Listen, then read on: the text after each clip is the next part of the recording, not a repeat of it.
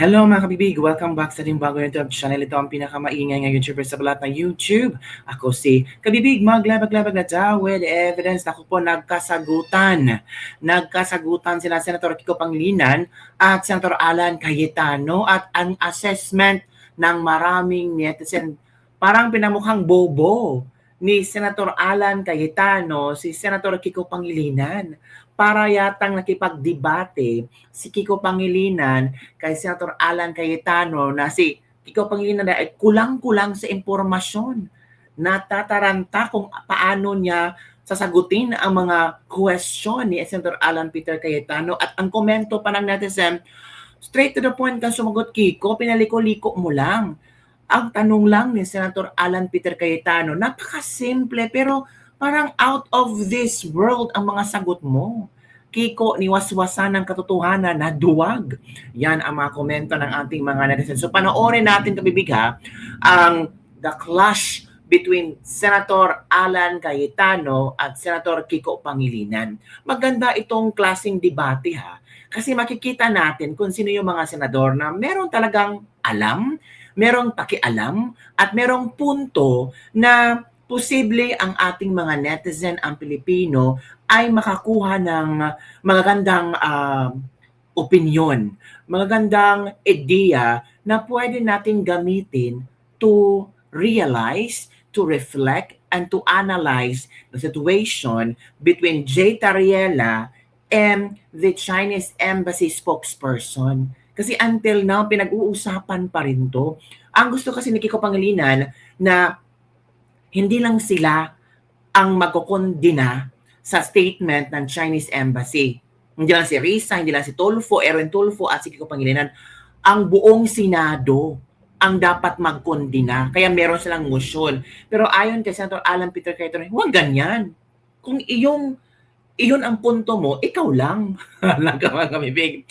So eto kamibig, manood tayo at pakinggan natin ang kailang mga punto. Naku po, maganda ito ha.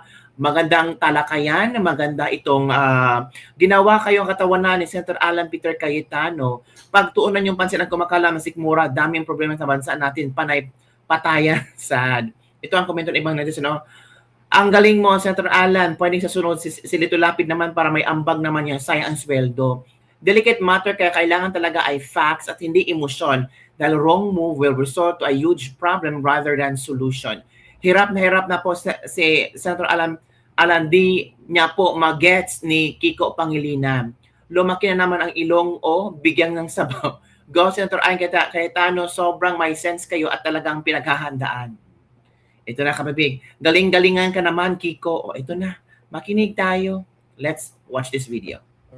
Senate President Pro Temp and to the gentleman from Pampanga, I was going to say I'm out of order in my move in moving for a point of order because you cannot have a point of order without stating why. Where is the what's the basis so that the presiding officer can determine whether it's in order or out of order. At hindi naman ako parating out of order, Mr. President, di ba? So I was just trying to explain to my good friend, Senator Pangilinan, we both believe in what we're fighting for, moral ascendancy. So if we pass the resolution in its general form without saying the statements, if there are officials, again, Mr. President, ulitin ko ha, I'm not against Commodore Tariela. For all I know, he did 1,000 good things. Pero yung isa na naka-uniforme siya na may caricature, uncalled for, undiplomatic, hindi official yon. So I would rather, Mr. President, that we make it clear that we cannot vote on a resolution condemning statements, even if you say the nature of the statements without knowing the statement. Last point, Mr. President, the majority leader wanted to clarify, mali ata rinig niya. Ang sabi ko, in the 19th Congress, kaya unanimous yung mga resolution kasi klaro kung ano kinokondem eh. Yung water cannon, yung claims about territory, etc. And then yung reply ng Chinese Embassy was, how do I put it? Kung baga parang patas, Mr. President, na ano. Pero dito kasi, Mr. President, simple lang po, no? Kung si President Bongbong kinarikature ng general ng China, pababalikin ko talaga yung ambassador natin pag hindi siya umangal. And pag sinabi nilang official yon, magbabago relationship natin. Pag sinabing unofficial, ibang usapan. So I understand the gentleman from Pampanga. He's talking about the statements of Senator Risa himself and the Chinese embassy. Mr. President, we're preparing for LEDAC tomorrow. We're preparing for the Blue Ribbon Report. I will support Senator Pangilinan's agricultural EDCOM style of agriculture. So we cannot take judicial notice, Mr. President. Even in the court, the gentleman from Pampanga said take judicial notice. What that means in court is that hindi mo nasusundin yung... Yes. Point of order. I did not say judicial notice, Mr. President. I don't know where that came from. I stand corrected, Mr. President. But he said obvious dahil sa nature. Hindi pwedeng ang obvious, Mr. President, because the resolution in its four corners should contain what we are condemning. No? If it's not there, it will be a bad precedent. So may I appeal to the gentleman from Pampanga. Lagyan natin nung kung ano yung statements. You don't have to put all. We will accede, Mr. President. I will now read a number of statements from the official website and account of the Chinese embassy. Wait, hold on, Your Honors. If you will be reading it into the records, are you going to put it as an amendment?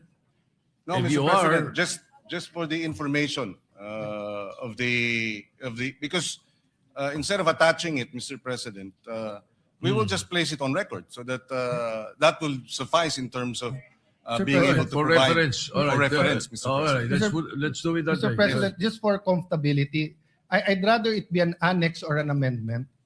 Kasi pag binasa lang dito, Mr. President, mahirap eh. Kailangan pagka binunot Well, natin sa bills. Mr. President, it's an appeal. I'm not saying I'm totally correct. But if you look at future resolutions, we want to be able to get the resolution Mr. and be able to judge it in its four corners. Mr. Hindi yung President. bubuksan mo pa yung record. So if we're condemning something, so for example, Mr. President, babalik ta rin ko ha, I'm congratulating the Chinese ambassador. Baka naman i-congratulate ko siya na something na laban. Kahit ilagay ko doon, for his magnanimity. There are different interpretations of magnanimity, Mr. President. So I can shorten my interpolation so we can go to the amendments. But Yes, I was thinking of that. Why don't we terminate the period of interpellation and go into the period of amendments, and therefore place that on record or an annex or something to that effect? Subject Will to you- style, Mr. President, if the good gentleman from Taguig and Pateros will be willing to adopt this subject to style after we manifest what will be included in the agenda, the addendum, Mr. President. Mr. President, I Because don't... my concern, Mr. President, is the good gentleman, of course, that this is prerogative. If he wishes to request it, that a clean copy be produced, and therefore they can go through it, etc., then we will not be able to adopt it today, Mr. President. Maybe not even tomorrow, I don't know, because there might be another reason for Mr. us not to President. adopt it, Mr. President. All right, Mr. Senator. President, this is not a bill, it's a resolution. So the clean copy, we've done it before on the screen. Yeah, we can do that. Wala now. naman second, third reading, Mr. All right. President. In fact, I'm offering to shorten my interpellation. Interpellation. I just All have one or two questions about the whereas clause and the resolution clause, Mr. President. Then, but Mr. President, it's not personal and it's not about this topic. It's really about proper order in the resolution. Mas maganda isang bunutan ng resolution. We know what we're condemning. Yes, Mr. President, and we appreciate the points raised by the good minority leader, just as I hope he appreciates that this is the third request to postpone the matter in terms of voting. So I hope he understands we'd like to vote on this matter already. Yeah. Mr. President, Mm. not to prolong, but why is there a request to postpone? Because we requested a hearing. And it's very interesting, Mr. President. Ang tinatch pa lang natin, Commodore Tariela, ang tinatch pa lang natin is kung may latches or tinatch pa lang natin certain things, Mr. President. Wala pa nga tayo dun sa territory at saka sovereign rights eh. 'Di ba? So in the view of the minority, we're not actually delaying, it's speeding it up by discussing it here. Because if you ask me, I'd rather we have a hearing on it. And again, to put it on the record, Mr. President, magkakampi tayo pagdating po sa West Philippine Sea, South China Sea, Mr. President. The chairman of the Committee on Foreign Affairs, the Honorable Tulfo, asked for a ceasefire. And I can see his two hats. As a senator, gusto niyang sagutin in the strongest manner the Chinese ambassador and embassy. But as the chairman of the Committee on Foreign Affairs, he has to have another hat, which is to look at the economic, the cultural, the tourism, other things, Mr. President. So, hindi to pabilisan na mapasa ngayon because rest back nga ito ng Senado eh. So, if it was an argument between Senator Risa, Senator Kiko, and the Chinese embassy, but if it's an argument between the Senate and the Chinese embassy, this escalates it, Mr. President. That's why I'm a little bit cautious on that. So if I have an argument, let's say, with the Embassy of Israel or with Iran, same example, puno ng mangga, nag-aaway kami ni Senator Majority Leader, no? And kampi siya sa kanya yung isang gobyerno at nag-away kami. Once I file the resolution, Mr. President, mabigat kahit na ito'y tinatawag lang na sense of the Senate. It's the Senate as an institution. Eh. So now the Chinese embassy has to deal with that all the way up their chain to the foreign minister, to the member of Politburo in charge of foreign affairs, to the president. So if the Chinese government does the same, it doesn't end to our ambassador. Huh? It goes to our foreign secretary. It goes to President Bongbong. So that's the reality there, Mr. President. But I don't intend to delay this I intend to exhaust the discussion, Mr. President. Yes, Mr. President, we understand the point raised by the good minority leader, except that, like I said, this has been postponed upon the request of this good senator 3 times already. So that's why I hope he understands when I am appealing to him that hindi natin minamadali ito. Kung minadali natin ito, dapat hindi 3 postponement na pumayag tayo. In good faith, Mr. President. Mr. President, iba lang definition namin minamadali kasi kung may hearing to, mas tatagal pero malalim ang discussion natin. Having said that, I understand where the senator is coming from dahil siya po ang may kasagutan. No? Thank you, Mr. President. Can I go to the point of the whereas clause that talks about the official duties and functions, no? So is it the official duty of Commodore Tariela to come out with a caricature against the Chinese president? May we know what whereas clause you're pertaining to? What number in the first page? The second one, Mr. President, the Philippine officials, including members, Senate, House, and other government, made pronouncements on matters affecting national security, maritime interest in the lawful performance of their official duties and functions. Alright. So, Mr. President, I've monitored yung kay SND, sa DND. I agree with some iba may question, kulang ako sa info. So, hindi ko na tinanong yon. And when SND Ang galing ni speaks, Senator Alan is the Peter. alter ego of the president. But Galing when ang Commodore extreme Tariela speaks, I want to know, is that for the task force? Is that for Correct. DFA? Is that for the office of the president? Or is that for the Coast Guard? Because, Mr. President, official duties and functions, yun precisely ang tanong parate sa Department of Ministries of Foreign Affairs, kung official o hindi. And usually we answer. So eto bang mga caricatures na to ay kay Commodore Tariela lang? Or eto ba yung official policy natin? Good question. Yes, Mr. President, my understanding is the statement issued and the caricature that was presented was undertaken during a Track 2 event in St. Benilde. Track 2 would be a informal academic discussion, Mr. President. So, in that sense, Mr. President, we see no reason why that should have been avoided, Mr. No, President. Mr. It's an President. informal academic discussion, Mr. President. Sir President, when you're a general, Na- Commodore, wearing your uniform, hindi po track 2 or 1.5 yon. Tatanungin ka talaga ng embassy. Correct. So kung meron general sa China na pumunta sa Harvard University or sa University of Tokyo or kahit anong university sa China at may caricature ni President Bongbong, hindi pwedeng ang sagot track 2 yon. Ang Correct. tanong, was that official or not?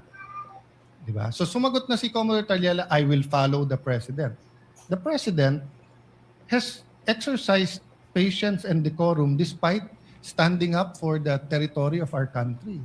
It's very important that we make it clear here. So if my staff, who is a member of the Senate, goes to a track 2, tapos may caricature siya ng kahit sino sa mga senador dito, papagalitan ko siya at sasabihin ko, subject ka ng Ethics Committee. Correct. Lalo kung naka-uniform siya at nakalagay Correct. Senate of the Philippines or Office of Senator Alan. Correct. Agree. I cannot answer you na this is democracy, Mr. President.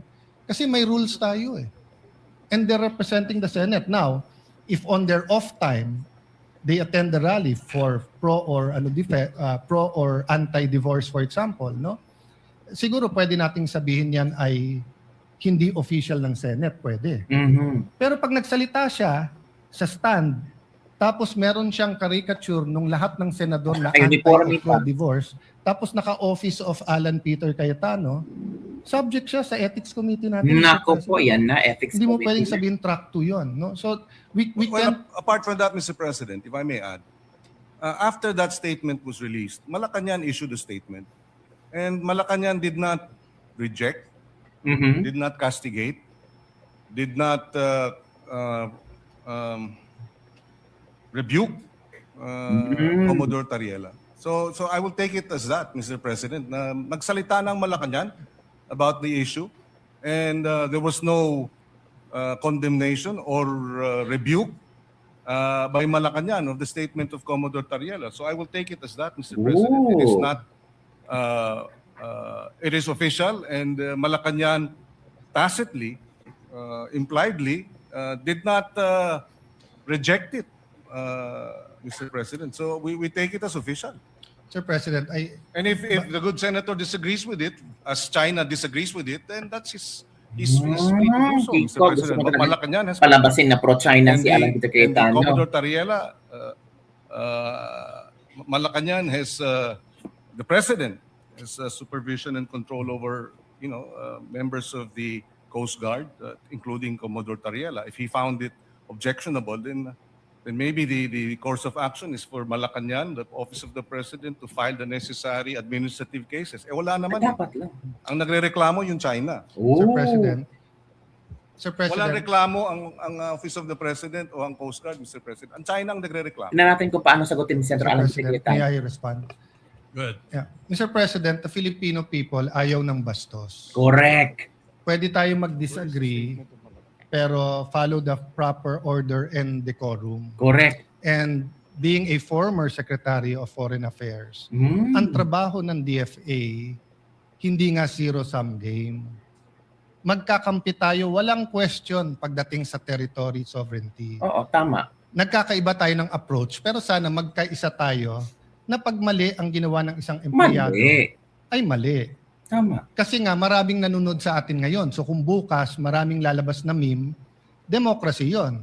Pero kung staff mismo natin ang magmi-meme sa atin at dito sa session hall, tapos sasabihin natin, pwedeng gawin ng general, pwedeng gawin ng staff. In fairness ha, naintindihan ko ang point ni Senator Alan Peter Cayetano. Bakit si Kiko Pangilinan hindi niya magets? Hindi niya ma-point out. Formal or informal, tama or hindi tama, yun lang. Official or hindi official. Yun lang talaga ang gustong malaman ni Senator Alan Peter Cayetano. Pero para yatang palikoy-likoy, paligoy-likoy, ang sagot ni Kiko Pangilinan, grabe. Mabigat po yun. Look at the official statement of DFA. At the same time, while the Philippine values debate on our difference in national position, the department recognizes the need for sober, professional, and respectful exchanges in the public sphere. Correct. Such is not contradictory to national interest. Siyempre po, Mr. President, hindi pwedeng pangunahan ng DFA ang presidente. Alter ego lang yun, Of dinatanggal course. yun. Exactly. Pero hindi exactly, Mr. President. Nanginginig ngayon, nagkri-cringe ang mga taga-DFA kung sasabihin natin track 2 yan o track 1.5 at nagkri-cringe sila pag sinabing ang general ay pwedeng mag-caricature ng leader or flag ng ibang Nakakatakot bansa. yun. Because we are part of the United Nations. Correct. We are part of the civilized society. Galing ni Hindi tayo fraternity na rumble na kahit anong gawin ng ating kasama pag mali, mali. Sa resolution na to nakalagay dyan, Galing. performance of their official Talino. duties. Bakit napakahirap nating sagutin kung official to o hindi? At Mr. kung mali, President, if I Mr. may. President, may I finish? I Kasi- allow the gentleman kasi to finish. sasagutin ko na yung point niya. You can answer after me. That is the Okay. decorum Ay, here. sige. Do you want to see a meme? Oh, di ba? So, yun nga ang ano, wala tayong bastusan. We follow the decorum, we follow the proper order. But ang sagot parate, China ang umaangal dyan. Wala po tayong angal sa ginagawa ni Commodore Tariela pagdating sa ating national territory. Wala tayong angal po sa ginagawa niyang information campaign. Wala po tayong angal sa pag-build ng Coast Guard, sa pag-aangal sa mga nangyayari tungkol sa skirmishes with the Chinese Coast Guard, no? Mr. President, sa Philippine News Agency, January 29, when asked about the President's stance on the West Philippine Sea issue, Yusek Claire Castro said, BBM wants the government to remain firm but in a diplomatic manner. Hindi po diplomatic. Mr. President, Senator Soto knows this. I've been at his side many, many times, but I've been in his face on the opposite side. When I was minority leader, siya majority leader. This is the first time I had the pleasure na siya ang Senate President ko because I was not in the Senate noon. But never ako binastos ng staff niyo, Senator. Even dito sa mga rumors, etc., pag lumapit ako sa opisina niyo, very diplomatic ang inyong opisina. And I hope my staff din. Sinabi ko rin sa staff ko yun, kahit anong away namin ng mga senador, hindi kayo pwedeng makialam. Nung nagsuguran kami ni Majority Leader, Sergeant at Arms at kapwa senador lang dito, walang sumugod na staff ni Senator Mix, walang sumugod na staff ko. Because may tamang order, Mr. President. So ang problema, maraming nanonood sa atin, hindi natin, bakit ba napakahirap sabihin na Commodore Tariela, 99.9% ng ginagawa mo, tama. Pero medyo sumobre. Medyo naging over-eager ka. Hindi lang si President Xi yun simbolo ng China yun. Di ba? So yes, we're mad about their propaganda, we're mad about their threats, we're mad about what's happening, etc. But you don't want it to be an all-out debate about everything under the sun. You want talks on tourism. You want talks on OFWs. There's also hundreds of thousands of Filipinos in Hong Kong, in Macau, and kahit undocumented, marami din sa Shanghai, meron din sa Beijing. Di ba? So, we want that level of civility. Yun lang naman ang tinatanong. Can the Senate not condemn those who are to be condemned because mali kung paano kausapin, ituring, ipaglaban ang stand sa mga senador natin? Pero yung isa nating empleyado o kapwa-empleyado na Commodore sa Coast Guard, hindi ba natin pwedeng sabihin, Sir, we respect you, pero wag kang pupunta sa university na ka-uniforme, tapos ganyan ang presentation mo. Un-Filipino yun, medyo masama ang dating. Mr. Yun lang President, naman issue doon, yes, Mr. President. just to place it on record, para klaro din sa mga nakikinig, walang banggit ni Commodore Tariela sa resolution. Wala. So, hindi ito tungkol kay Tariela.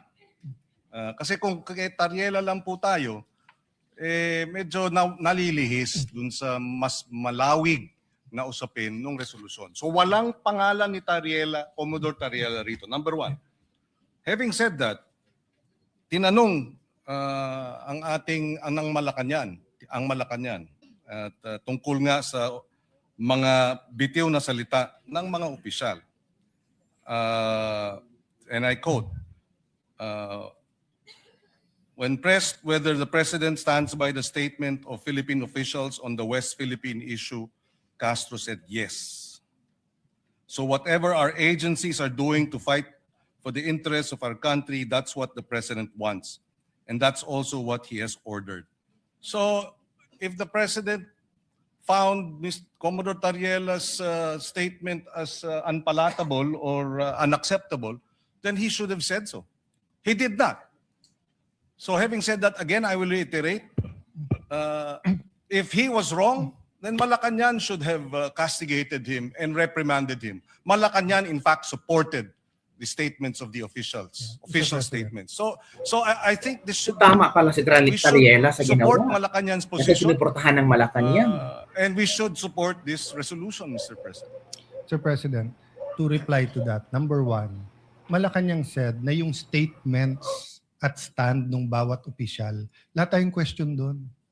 Nagkakaisa tayo lahat. Lahat tayo nagsasabing atin to. Whether we mean atin to in terms of territory or whether we mean sovereign rights. Kung ang sinasabi ng gentleman from Pampanga, wala ang pangalan ni Commodore Tariela dito, so wag natin pag-usapan.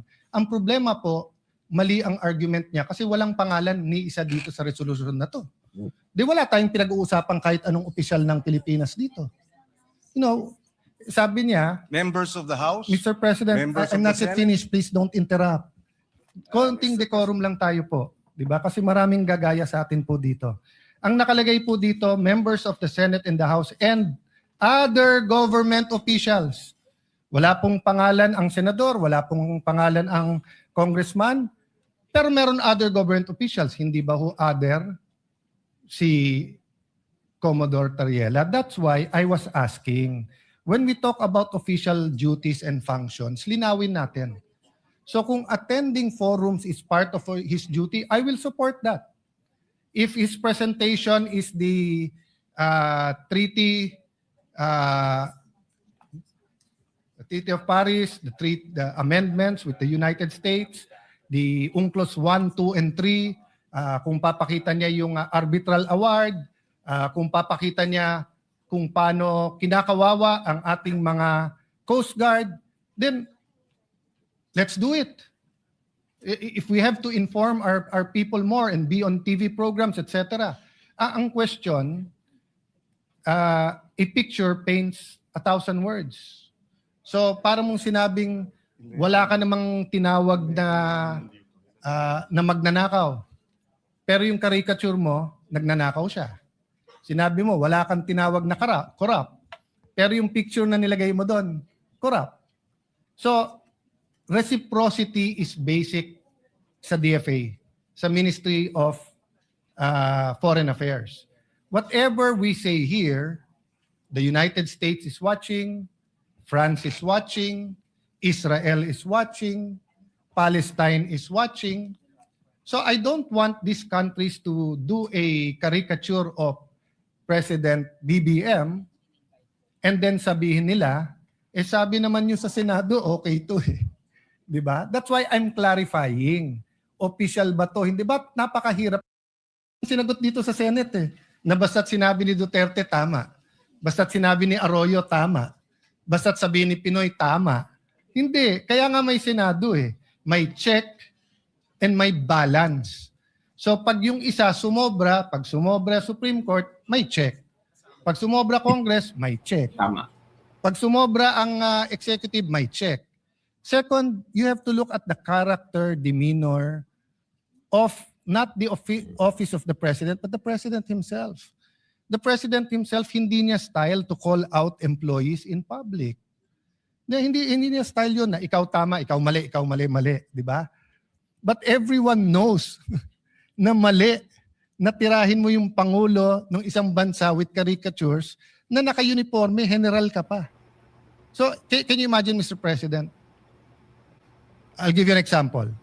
So yun, kabibig, no? Grabe ang sagutan ni Senator Alan Peter Cayetano at ni Senator Kiko Pangilinan.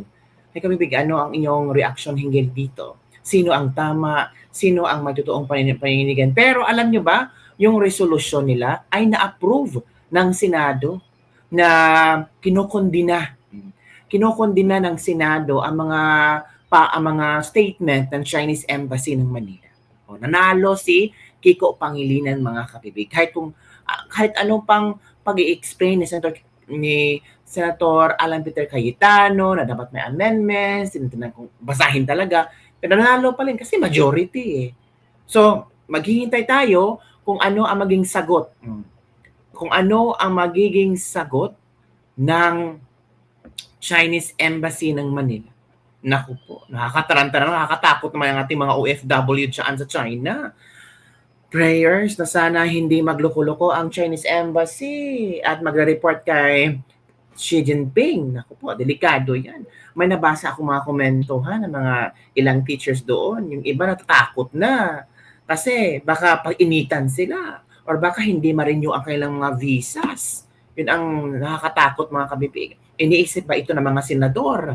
Iniisip ba ng mga senador ang ating mga OFW sa Hong Kong, sa Macau, sa mainland China, at iba pang parte ng China? Iniisip ba nila kung ano ang maging epekto nito sa kanila? Para yatang hindi, basta lang makapaggawa ng resolusyon na dapat respetuhin sila, na dapat ganito, ganyan. Pero iniisip nyo ba mga OFW? Yun lang kabibig ng ating libag-libag for today. Don't forget to like, subscribe, and share this video. Bye everyone. See you next time.